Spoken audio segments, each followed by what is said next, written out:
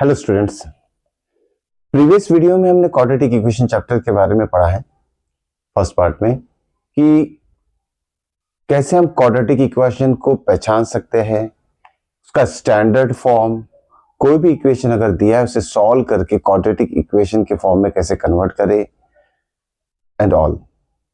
आज हम पढ़ने जा रहे हैं कि क्वाड्रेटिक इक्वेशन को सॉल्व कैसे किया जाए। ओके, आज हम शुरुआत करें the method of solving quadratic equation. There are two methods of solving quadratic equation.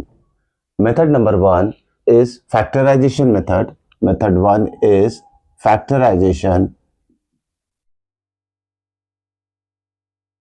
Okay, factorization जिसमें कि हम मिडिल टर्म को टू पार्ट में स्प्लिट करके उसके रूट्स निकाल सकते हैं, क्वाड्रेटिक इक्वेशन के रूट्स निकाल सकते हैं। और दूसरा मेथड है formula method. Method number two is formula method. Formula method. चलिए शुरुआत करते हैं वन बाय वन। पहले हम समझ लेते हैं कि फैक्टराइजेशन मेथड क्या होता है, सॉल्यूशन ऑफ क्वाड्रेटिक इक्वेशन क्या होता है। सॉल्यूशन ऑफ क्वाड्रेटिक इक्वेशन मतलब जो भी क्वाड्रेटिक इक्वेशन दिया रहेगा उसे सॉल्व करना है, चाहे वो फैक्टराइजेशन मेथड से या फॉर्मूला मेथड से है। सॉल्व करने का मतलब है हमें x की वैल्यू चाहिए। ओके, देखिए x की वैल्यू निकालने के लिए हम जो मेथड यूज कर रहे हैं फैक्टराइजेशन, उसको आपको समझना पड़ेगा। एक सिंपल सा ट्रिक है जो मैं आपको बताने वाला हूं कि किस तरीके से using factorisation method roots of the quadratic equation हम फाइंड आउट कर सकते हैं। चलिए शुरुआत करते हैं। हमें स्टैंडर्ड फॉर्म पता है किसका, क्वाड्रेटिक इक्वेशन का स्टैंडर्ड फॉर्म क्या होता है, ax² plus bx plus c। Okay, इसे याद में रखिएगा फिलहाल। क्यों? क्योंकि कभी कभी इक्वेशन कुछ अलग फॉर्म में दिया रहता है, उसे कन्वर्ट करेंगे स्टैंडर्ड फॉर्म में, बाद में उसे सॉल्व करेंगे। तो कुछ डायरेक्ट एग्जांपल हम देखते हैं इसमें। जैसे एक एग्जांपल लेता हूं मैं। इस आपको ये मेथड समझना पड़ेगा कि किस तरीके से फैक्टराइज करके हम उसके रूट्स मतलब x की वैल्यू फाइंड आउट करते हैं। एक सिंपल सा एग्जांपल लेते हैं हम, जैसे x² plus 5x plus 6 equal to 0। ये क्वाड्रेटिक इक्वेशन है, हम इसे सॉल्व करने जा रहे हैं मेथड नंबर वन से। चलिए मेथड नंबर वन अप्लाई करते हैं, बाद में मेथड वन खत्म होने के बाद हम फॉर्मूला मेथड के ऊपर जाएंगे। तो पहले मेथड वन फैक्टराइजेशन समझ लेते हैं, उसके लिए हमने एक एग्जांपल लिया है, एग्जांपल समझने के लिए। अब इस एग्जांपल में हमें करना क्या है, देखिए ध्यान में रखिए, यहाँ a की वैल्यू 1 है, b की वैल्यू 5 है, c की वैल्यू 6 है, लेकिन abc का फिलहाल हमारे पास इस मेथड में फिलहाल यूज कुछ भी नहीं है। एक सिंपल सा कंसेप्ट आपको समझना कि जो कांस्टेंट टर्म है ये, ओके, इसको माइंड में रखिए, एंड कोएफिशिएंट ऑफ x², या कोएफिशिएंट ऑफ x² नहीं दिया है तो 1 लेंगे हम। सबसे पहले स्टेप में हमें क्या करना है, ये दो टर्म के ऊपर मतलब a और c के ऊपर ध्यान में रखना है। कभी भी अगर अदर देन 1 दिया रहेगा, जैसे 2 3 4, कोएफिशिएंट ऑफ x² 1 के अलावा कुछ और नंबर दिए रहेंगे 2 3 4, तो हमें करना क्या है, ऑलवेज इसको इससे मल्टीप्लाई कर देना है। अगर अदर देन 1 दिया है तो, नहीं दिया है तो 1 इंटू 6 तो 6 ही होगा, 1 इंटू 6 ही होगा। तो हमें करना क्या, ये लास्ट जो कांस्टेंट टर्म है उसके ऊपर फोकस करना है। सबसे पहले लास्ट कांस्टेंट टर्म क्या है, 6 है, ये है 6, क्योंकि अगर मल्टीप्लाई भी करते हैं 6 इंटू 1 तो 6 ही होगा। तो ध्यान में रखिए इस 6 को हमें पार्ट्स में डिवाइड करना है, 2 पार्ट्स। अब देखिए 2 पार्ट्स का मतलब क्या होता है, हम सेपरेटली सॉल्व करते हैं। 2 पार्ट्स का मतलब होता है ऐसे दो नंबर जिसका प्रोडक्ट 6 आए। कैसे, 6 इंटू 1 भी 6 होता है, 1 इंटू 6 भी 6 होता है, 2 इंटू 3 भी 6 होता है, 3 इंटू 2 भी 6 होता है। चलिए इसके हम मैक्सिमम पार्ट जो कर सकते हैं वो कर डाले हमने। ये स्टेप नंबर 1 रहेगा आपका। ओके, सारे पार्ट्स लिखने की जरूरत नहीं, एक बार आपको कमांड आ गया तो डायरेक्टली भी आप डिसाइड कर सकते हैं कि इस 6 के 2 पार्ट्स कौन से हो गए। दूसरी चीज ये है कि ये जो कांस्टेंट नंबर, इसके साइन के ऊपर ध्यान दीजिएगा। इसका साइन, ये साइन, ओके, एक तो प्लस रह सकता है या माइनस रह सकता है। ये साइन डिसाइड करेगा कि हमें इस 6 के जो 2 पार्ट करने वाले हैं वो 2 पार्ट हमें ऐड करने हैं या सब्सट्रैक्ट करने हैं। ये सबसे इंपॉर्टेंट चीज है। ओके, आपको ज्यादा सोचने की जरूरत नहीं पड़ेगी। अगर ये मेथड फॉलो करोगे तो सिंपल आंसर आ जाएगा आपका। चलिए मैं देखता हूं कि यहाँ साइन क्या दिया है। साइन दिया है यहाँ प्लस, प्लस मतलब 6 के जो भी दो पार्ट करेंगे हम उसका एडिशन, वो दो पार्ट का एडिशन क्या आना चाहिए, मिडल टर्म, मिडल टर्म आना चाहिए एडिशन। किसका एडिशन, 6 के जो दो पार्ट करेंगे, ऑलरेडी हमने पार्ट्स निकाल के रख चुके हैं ये। ओके अभी थोड़ा क्वेश्चन नंबर 1 में थोड़ा डिटेल में लेते हैं, बाद में हम डायरेक्टली कर सकते हैं। 6 के दो पार्ट क्या होगी, जिसका एडिशन क्या होगा, मिडल टर्म। मिडल टर्म मतलब ये 5 आना चाहिए। ओके एक्स के बारे में बाद में डिस्कस करते हैं, पहले तो नंबर देख लेते हैं। मिडल टर्म क्या है, 5 है, इसका भी साइन ध्यान में रखना है। ओके प्लस 5 है, मिडल टर्म क्या है, प्लस 5 है। अब मुझे यह दिख रहा है कि दो जो पेयर्स हैं 2 3 6 होता है, 3 2 भी 6 होता है, और दोनों का एडिशन 5 होता है, यहां भी दोनों का एडिशन 5 होता है। तो ये दोनों टर्म हम ले सकते हैं यहां। कैसे, अगर हम लेते हैं 2 into 3 जिसका प्रोडक्ट 6 होगा, और 2 + 3 जिसका एडिशन 5 होगा, जो कि हमें मिडल टर्म चाहिए। ओके तो लास्ट कांस्टेंट टर्म लिया, उसका साइन चेक किया, प्लस है, तो ये जो लास्ट कांस्टेंट टर्म इसलिए लिया क्योंकि 1 × 6 6 ही होगा। इसके 2 पार्ट्स हमने डिसाइड किए, कौन से 2 पार्ट्स हो गए। ये दो नहीं ले सकते क्योंकि 6 + 1 7 होगा, जो कि मिडल टर्म नहीं है। तो हम ये दोनों में से कोई भी एक पार्ट ले सकते हैं। हर बार दो टर्म नहीं आएगी, मोस्ट ऑफ टाइम दो एक ही पेयर आ सकता है, ध्यान में रखिएगा। तो कभी कभी दो पेयर भी आ सकते हैं, दोनों को हम मिडल टर्म के एडिशन के फॉर्म में ले सकते हैं, अगर प्लस का साइन यहाँ दिया है तो 2 + 3 = 5 होगा। अब देखते हैं यहाँ हमें टर्म्स तो मिल गए, हम यहाँ मिडल टर्म को एडिशन के फॉर्म में कैसे लिखेंगे, या x है 5x आना चाहिए, तो यहाँ दोनों को x लगा देते हैं, तो हमारा हो जाएगा x² प्लस 5x को हम लिख सकते हैं 2x + 3x, 2x + 3x + 6 = 0। देखिए जो 5x है ये स्प्लिट हो चुका है 2 टर्म में, that is the sum of 2x + 3x। Okay इस तरीके से हम मिडल टर्म को स्प्लिट करेंगे, लेकिन उसके लिए आपको ध्यान में रखना है सिर्फ दो सिंपल स्टेप। 6 जो कांस्टेंट नंबर है और x² का कोएफिशिएंट अगर 1 है तो 6 × 1 6 से लिखकर उसको 2 पार्ट में डिवाइड करेंगे, ऐसे 2 पार्ट जिसका प्रोडक्ट 6 आना चाहिए। और एडिशन क्यों हमने लिया है, क्योंकि यहाँ जो कांस्टेंट नंबर उसका एडिशन का साइन दिया है या प्लस का साइन दिया है, इसलिए +6 लेंगे। ओके प्लस लेंगे 2 + 3 5 मिडल टर्म आना चाहिए। चलिए इतनी बातें याद है। अब देखिए यहाँ फर्स्ट 2 टर्म और नेक्स्ट 2 टर्म को थोड़ा अंडरलाइन कर लेते हैं। यहाँ हम क्या करेंगे, कुछ टर्म कॉमन लेंगे। यहाँ जैसे मुझे दिख रहा है x² और 2x, इसमें से x कॉमन आ गया। यहाँ क्या रहेगा, x² मतलब होता है x × x, तो एक x बाहर आ गया, प्लस 2 × x मतलब होगा एक x, इसमें से भी बाहर निकाल सकते हैं, अंदर में 2 रह जाएगा। इस तरीके से इसमें से कॉमन आ गया, प्लस यहां भी ध्यान दीजिए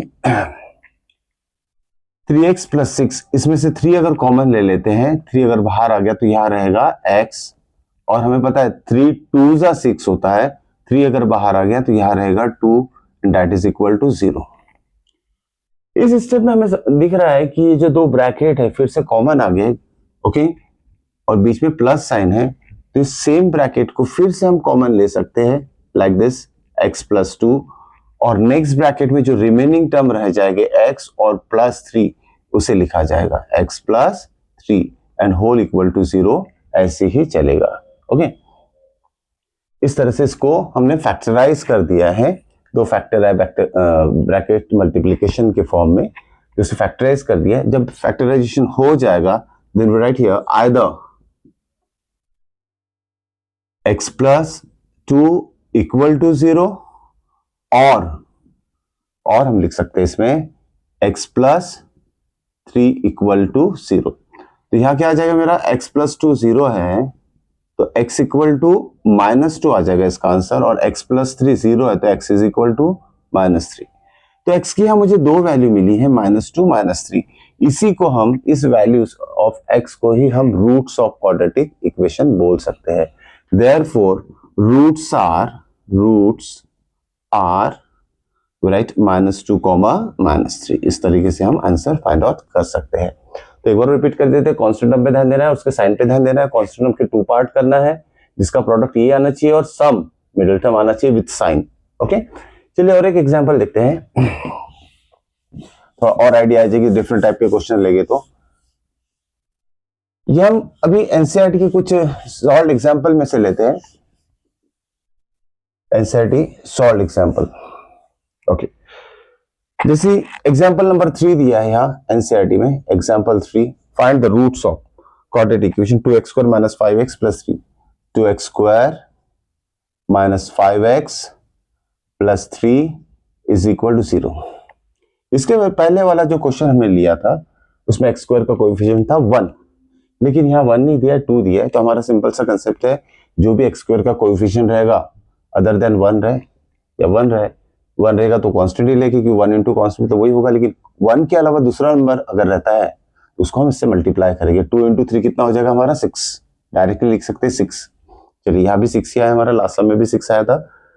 इसके फिर से 2 पार्ट्स करेंगे, लेकिन ध्यान दीजिए वो 2 पार्ट का एडिशन क्या आना चाहिए, मिडल टर्म। एडिशन क्या आना चाहिए, middle term with sign. Middle term अगर देखते हैं तो -5। एडिशन 2 टाइप के रहते हैं, देखिए जैसे मैं सिंपल बता देता हूं, 3 + 2 कितना होगा 5 होगा, ओके, और -3 - 2 ये भी ऐड होके -5 रहेगा। मतलब जब सेम साइन रहेगी, चाहे वो प्लस रहे या माइनस रहे, हम दोनों नंबर को ऐड करेंगे और जो सेम साइन है उसी को यहाँ अप्लाई करेंगे। जैसे माइनस रहेगा तो माइनस लिखेंगे, प्लस रहेगा तो प्लस लिखेंगे। तो हम माइनस के फॉर्म में भी इसके 2 पार्ट कर सकते हैं। मुझे दिख रहा है कि -3 - 2, अब बाकी नंबर के बारे में सोचते नहीं है, डायरेक्टली दिख रहा है तो हम लिख सकते हैं -3 × -2, माइनस इंटू माइनस प्लस हो जाएगा, 3 × 2 = 6, ये नंबर आ गया है। और दोनों का एडिशन क्या होगा वो देखते हैं, plus -2 = plus into minus minus हो जाएगा, -3 - 2 -5, मिडल टर्म आ रहा है। ओके, तो यहां मुझे 2 पार्ट मिल गए हैं, वो 2 पार्ट में यूज करूंगा इस मिडल टर्म की जगह। इस तरीके से मिडल टर्म 2 पार्ट में स्प्लिट हो जाएगा। देखते हैं सॉल्व करते से, = क्या हो जाएगा, दिस इंप्लाइज 2x² - 5x, लेकिन हमें -5x की जगह कौन से 2 पार्ट लिखना है, ये वाले लिखना है। तो डायरेक्टली हम लिख सकते हैं, ब्रैकेट यूज करने की जरूरत नहीं है, -3 - 2 है तो -3x - 2x + 3 = 0। इस तरह से हमने मिडल टर्म को 2 पार्ट में स्प्लिट कर दिया है हमने। फिर से हम फर्स्ट 2 और नेक्स्ट 2 को अगर अंडरलाइन करते इसके बाद कॉमन लिया जाएगा। तो इसमें से कॉमन टर्म क्या आ रहा है, 2 और 3 में कोई कॉमन नहीं है, लेकिन x² और x, इसमें से हम x कॉमन ले सकते हैं। दोनों टर्म में से अगर x कॉमन ले लिया जाए तो यहां से 2 रह जाएगा, यहां से x रहेगा तो ये हो जाएगा 2x, माइनस इसमें से x बाहर आ गया तो यहां रहेगा 3। ओके, इसके बाद देखते हैं यहां भी कोई कॉमन टर्म नहीं आ रहा, लेकिन एक चीज पे आपको ध्यान देना पड़ेगा, ये माइनस साइन। जब भी इसमें से कॉमन आने के बाद अगर यहाँ माइनस साइन आता है, ओके, ये बहुत इंपॉर्टेंट है, यहाँ बच्चे मिस्टेक कर जाते हैं साइन में, ओके, और वहां आंसर गलत हो जाता है। यहाँ माइनस साइन है तो माइनस लिख दीजिए डायरेक्टली, और इसमें से जो भी कॉमन टर्म अगर आता है तो वो निकालिए, नहीं आता है तो 1 लिखिए।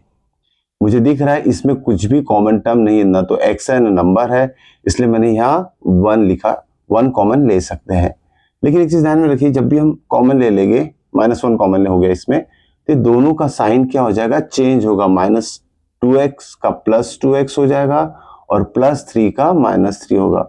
ये सबसे इंपॉर्टेंट स्टेप है, ध्यान में रखिएगा, यहाँ मिस्टेक होती है बच्चों की साइन में। तो यहां से हमने -1 कॉमन लिए, क्यों लिया, क्योंकि यहाँ माइनस साइन था, वहां माइनस लिख दिया हमने, कोई टर्म कॉमन नहीं तो 1 लिखा। और इस जब भी हम माइनस कॉमन ले लेंगे, ब्रैकेट यूज करेंगे, तो दोनों टर्म का साइन चेंज करना मत भूलिएगा, ओके, =0। और एक चीज ध्यान में रखिए, जो भी सेकेंड ब्रैकेट यहाँ आएगा और ये यहां से जो ब्रैकेट आएगा, दोनों सेम ही रहना चाहिए। या फिर हम दूसरा मेथड ऐसे भी कर सकते हैं, ध्यान में रखिए, डायरेक्टली अगर आप कंफर्म हो कि ब्रैकेट आपने 100% परफेक्ट लिखा है, तो डायरेक्टली वो ब्रैकेट लिख लीजिए, ओके, ये ब्रैकेट एज इट इज दिखा। अब देखते हैं यहां से क्या होगा, 2x + 3 है, यानी यहाँ -2x था तो प्लस हो गया, तो मैं डेफिनेटली माइनस कॉमन लूंगा, और कोई टर्म कॉमन नहीं है तो 1 लूंगा। तो आप रिवर्स फॉर्म में भी उसे अप्लाई कर सकते हैं। फिर से हम क्या करेंगे, दोनों ब्रैकेट कॉमन है, कॉमन ले लिया हमने, 2x - 3, तो सेकेंड ब्रैकेट में रहेगा x और -1, x -1 and whole equal to 0. Then we write here either first bracket equal to 0, x minus 3 equal to 0 or x minus 1 equal to 0. इसका आंसर क्या आएगा? 2x is equal to 3, x is equal to आ जाएगा ये 3/2 और यह हो जाएगा x is equal to 1. Therefore roots are 3/2, 1. इस तरीके से हम आंसर फाइंड आउट कर सकते हैं. ओके, समझ में आया? अब आगे बढ़ते हैं, एक और एग्जांपल लेंगे हम, ये भी सॉल्व एग्जांपल से. इस क्वेश्चन में बच्चों को बड़ी दिक्कत जाती है क्योंकि क्वाड्रेटिक इक्वेशन में कुछ टर्म्स जो है रूट के फॉर्म में भी दिए जा सकते हैं. किस फॉर्म में दिए जा सकते हैं? रूट के फॉर्म में. तो यह रूट के फॉर्म में अगर कोई टर्म देते हैं तो वह बच्चों को दिक्कत इसलिए जाएगी क्योंकि कॉमन या फैक्टर्स उसके 2 पार्ट्स निकालने में दिक्कत जाती है. ओके, देखते हैं एक रूट वाला. ये भी सॉल्व एग्जांपल नंबर नहीं, ये हम लेते हैं सॉल्व एग्जांपल नंबर 5. ठीक है, सॉल्व एग्जांपल नंबर 5 जो कि रूट के फॉर्म में दिए. एग्जांपल नंबर 4 ऐसी है जैसे हमने सॉल्व किया सिंपल तरीके से, आप उसे अप्लाई कर सकते हैं. सॉल्व एग्जांपल नंबर 5 में दिया 3x² - 2 √6x, 3x² - 2 √6x, okay, +2 = 0, +2 = 0. अब यहां देखिए रूट टर्म आ गया √6, तो घबराने की जरूरत नहीं. एक सिंपल सा तरीका याद में रखिएगा, वही जो अभी थोड़ी देर पहले मैंने बताया आपको. सबसे पहले तो x² का कोएफिशिएंट क्या है चेक करते हैं, 3 है. कांस्टेंट टर्म क्या है? 2 है. दोनों को मल्टीप्लाई कर देते, 3 2 ये हो जाएगा 6. ओके, ध्यान दीजिएगा. अब 6 के ऐसे 2 पार्ट करना है हमें जिसका एडिशन क्योंकि कांस्टेंट नंबर जो उसका साइन देखा जाता है कि ये 2 पार्ट करे, जो भी फाइंड आउट करेंगे हम 6 के, उस दोनों पार्ट का एडिशन आना चाहिए मिडल टर्म. ये मिडल टर्म है हमारा x का कोएफिशिएंट -2 √6. एडिशन कितना चाहिए हमें? 2 टर्म का एडिशन चाहिए, -2 √6 एडिशन चाहिए. चलिए पहले सबसे पहले पता करते हैं कि वो 2 पार्ट क्या होगी. 6 को कैसे लिख सकते हैं हम? देखिए मिडल टर्म में हमें चाहिए √6, मिडल टर्म में हमें चाहिए √6. इस 6 को लिखा जा सकता है √6 × √6. सेम रूट को जब मल्टीप्लाई करेंगे तो सेम नंबर आंसर आ जाएगा, इसका रूट कैंसिल हो जाएगा क्योंकि √6 × √6 होता है, रूट और स्क्वायर कैंसिल होकर 6 आएगा. तो 6 के ये 2 फैक्टर भी हम मान सकते हैं, 2 पार्ट हम मान सकते हैं. कोई भी √3 √5 दिया रहेगा तो उसको 5 3 दिया रहेगा तो 5 को √5 × √5, 3 को √3 × √3 हम लिख सकते हैं. यहाँ 6 है, 6 के 2 पार्ट हम करके देखते हैं कि कौन से 2 पार्ट हमें मिल रहे हैं. इसमें √6 और √6 मिल रहे हैं जिसका मल्टीप्लिकेशन 6 ही आएगा. हमें सम कितना चाहिए? -2 √6 चाहिए. ध्यान में रखिए जब भी 2 रूट टर्म को सेम रूट टर्म को ऐड करते हैं, जैसे √6 प्लस √6 को ऐड करते हैं तो क्या होता है देखिए √6 plus √6 okay is equal to होता है 2 √6. ये बात और समझ लीजिए. अगर यहाँ √6 सेम रूट है, लाइक टर्म बोलेंगे इसे, 2 √6 होगा. अगर यहाँ 3 दिया है तो 3 √6 प्लस 1 √6 ये हो जाएगा 4 √6. एडिशन बता रहा हूं मैं आपको किस तरह से रूट टर्म को ऐड किया जाता है. अगर यहाँ माइनस रहेगा तो 3 √6 - 1 √6, तो इसका आंसर आएगा 2 √6. लेकिन फिलहाल हमें जो चाहिए सम ऑफ दिस 2 √6 × √6 जो हमने इसके 2 पार्ट की, इसका सम चाहिए हमें -2 √6. तो ये दोनों पार्ट हम लिखेंगे कैसे? देखिए ये लिखेंगे हम √6 okay minus of √6 plus minus of √6. ठीक है, क्या लिखा हमने? √6 plus minus of √6 plus into minus. वैसे देखिए -√6 ये भी ऐड होगा और आंसर आएगा -2 √6. ओके, यहाँ देखिए इसका आंसर -2 √6 आ रहा है. ओके, और प्रोडक्ट कितना आएगा? √6 × √6 6 आएगा. तो हमें ये मिडल टर्म जो है -2 √6, इसको हम इस फॉर्म में स्प्लिट कर सकते हैं. चलिए शुरुआत करते हुए आगे की स्टेप. इक्वल टू ये हो जाएगा 3x². इसके जगह हम ये लिखेंगे ब्रैकेट लिखने की जरूरत नहीं है, ये सिर्फ समझाने के लिए था। -√6x -√6x plus 2 is equal to 0। ये स्टेप आ गई हमारी।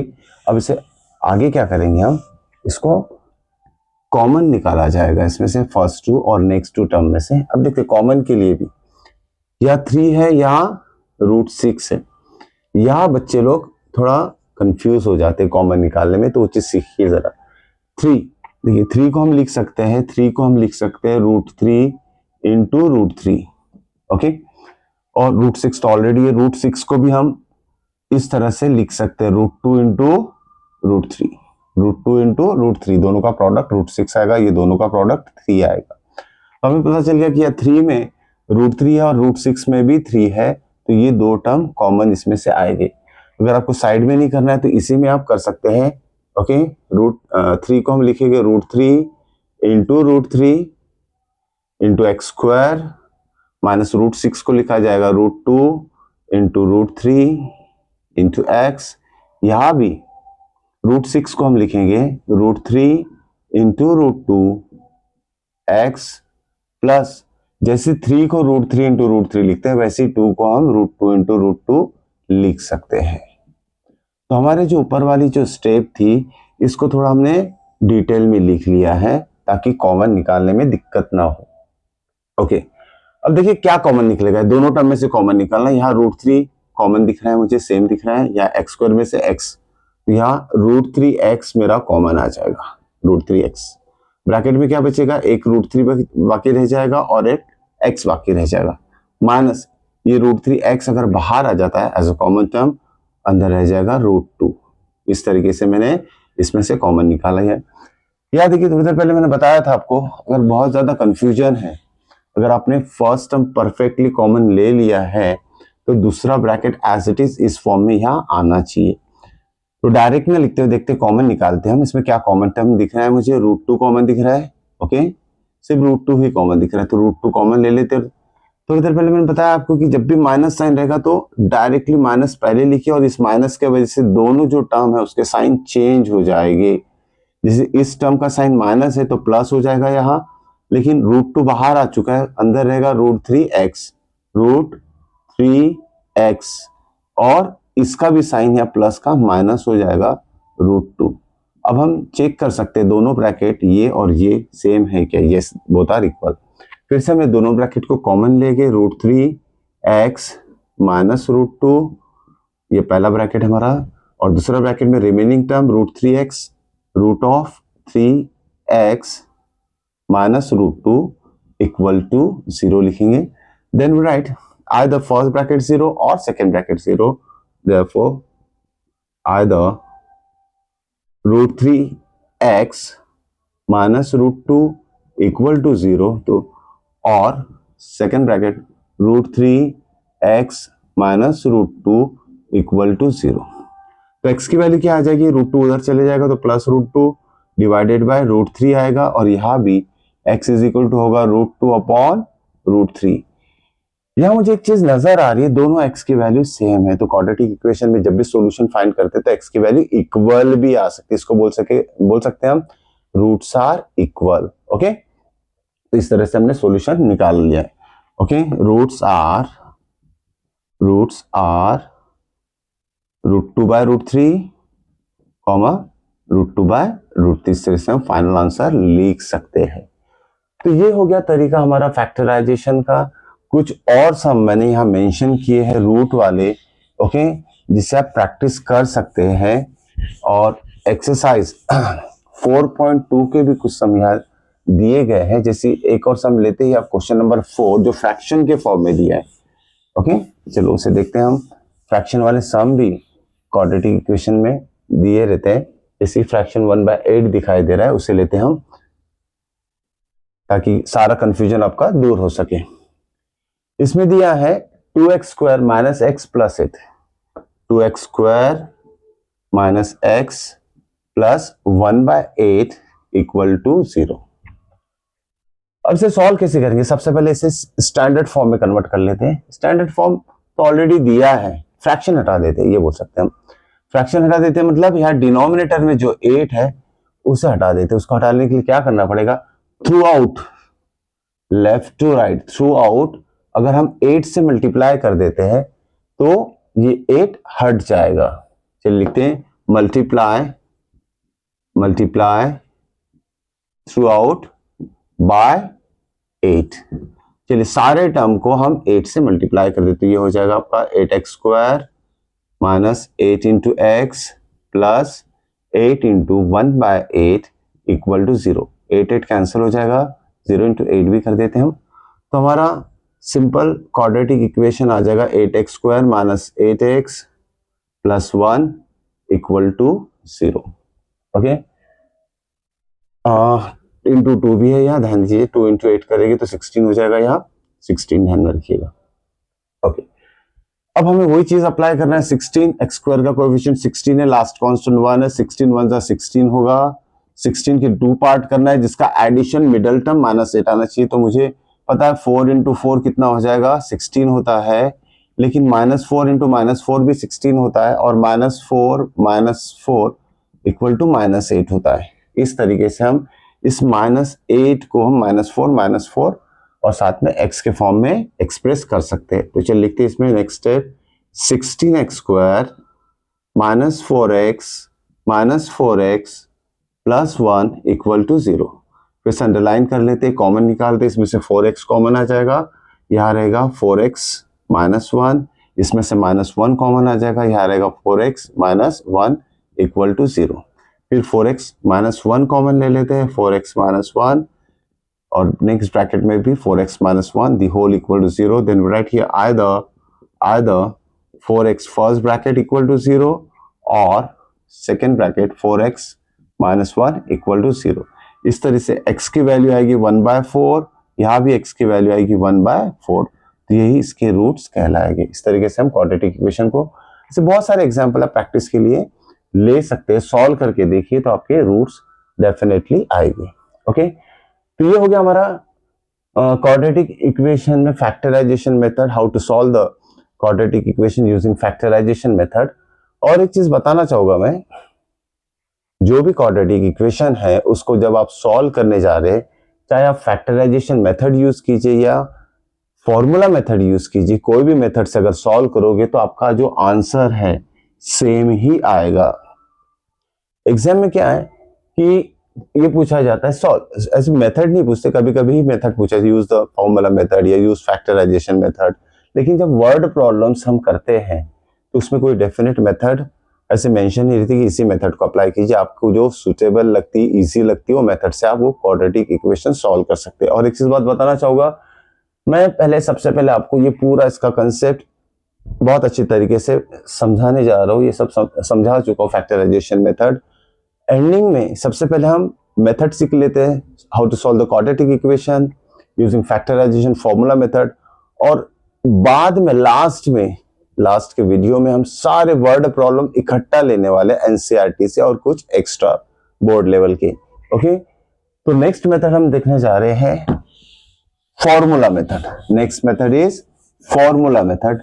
चलिए देखते हैं, next method is formula method. इस मेथड में हम एक फॉर्मूला यूज करेंगे। हमें पता है standard form of quadratic equation क्या होता है। Standard form of quadratic equation होता है, पहले हम हेडिंग दे देते हैं, फॉर्मूला मेथड। फॉर्मूला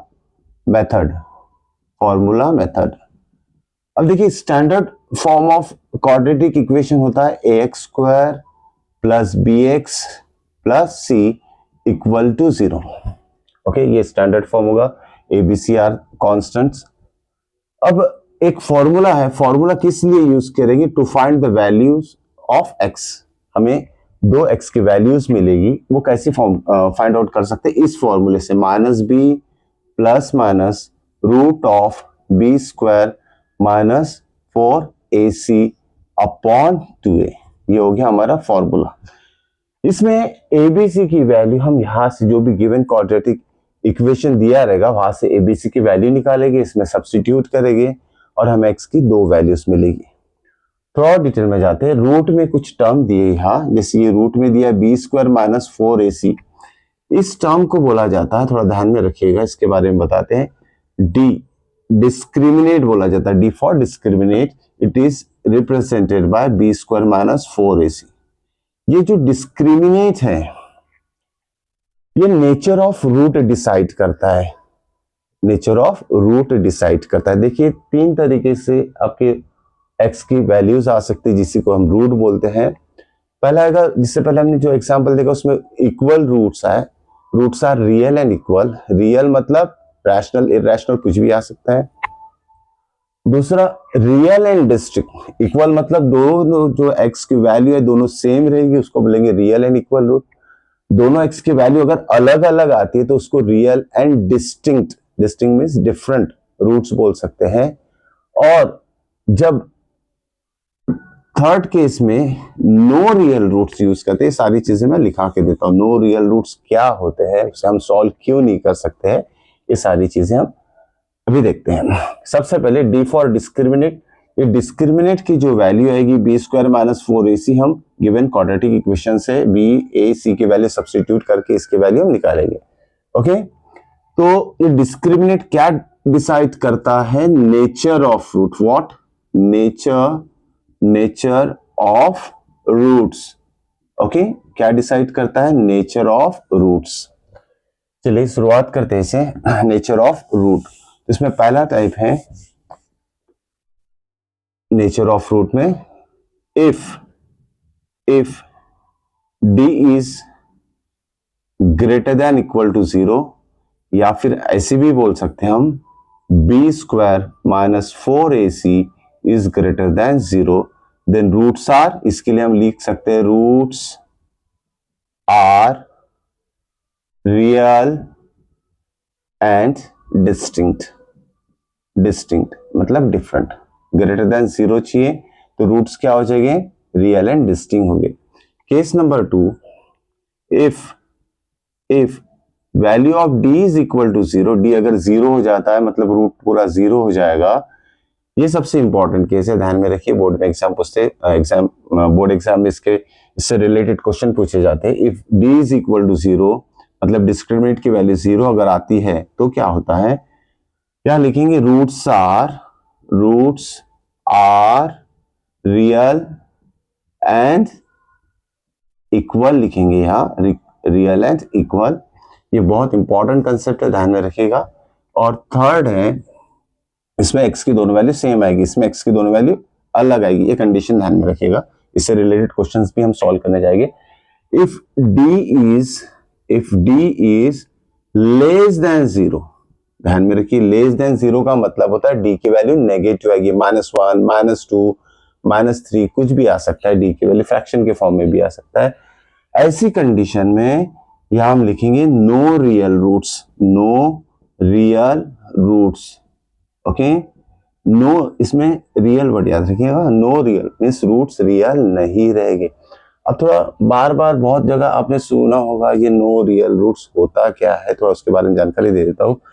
अगर रूट में मान लो आंसर आ रहा है -4, हम इस -4 का रूट नहीं निकाल सकते हैं, इस -4 का रूट नहीं निकाल सकते हैं, लेकिन इसे हम इस फॉर्म में लिख सकते हैं, -1 into 4 that is equal to -4 into that is equal to, हम लिख सकते हैं root of -1 into root 4 is 2। तो इसका आंसर क्या आएगा हमारा, इसका आंसर आएगा 2 रूट -1। ओके, तो ये एक इमेजिनरी रूट बोलते हैं, इमेजिनरी नंबर है रूट ऑफ -1, जो आप हायर क्लासेस में पढ़ोगे, इसलिए इसको रियल रूट्स नहीं बोल सकते, इसे बोला जाता है रूट्स आर इमेजिनरी, जो हायर क्लासेस में पढ़ोगे। इस शॉर्टकट में मैंने आपको नो रियल रूट्स के बारे में जानकारी दी है। अब देखिए, ये सारा कंसेप्ट पढ़ने के बाद हम आगे क्या देखने वाले हैं, इससे रिलेटेड क्वेश्चन। ओके, कि क्या क्या पॉसिबिलिटीज हो सकती, किस फॉर्म में क्वेश्चंस पूछे जा सकते हैं, किस फॉर्म में क्वेश्चन पूछेगा, डायरेक्टली इक्वेशन दिया रहेगा, बोलेगा solve the quadratic equation using formula method. Okay, या फिर क्वेश्चन दिया रहेगा find the nature of root, ये पूछेगा। Okay, check whether the roots are real और नॉट, ये पूछेगा।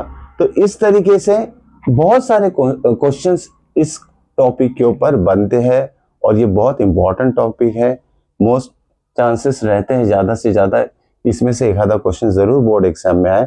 तो इससे रिलेटेड जितने भी क्वेश्चन हैं हम नेक्स्ट वीडियो में लेने वाले हैं, तो आप देखते रहिए मेरा एजुकेशनल चैनल। ओके, मिलते हैं नेक्स्ट वीडियो में। Thank you.